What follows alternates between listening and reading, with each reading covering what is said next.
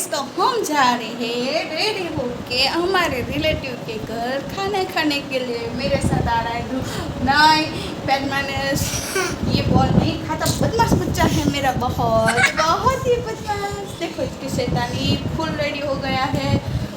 इसने मोजे नहीं डाले और बूट भी नहीं डाला। बूट डाल दो, चलो जल्दी बूट डाल के फिर हम जाएंगे स्कूटर में।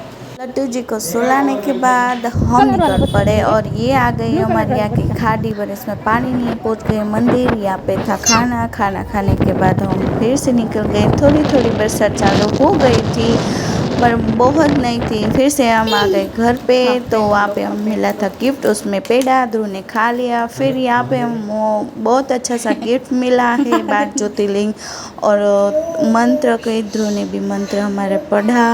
आप हमारा वीडियो आपको पसंद आए तो लाइक शेयर सब्सक्राइब और ये मेरे चैनल को फॉलो ज़रूर करना और शेयर भी करना। Thank you for watching next blog.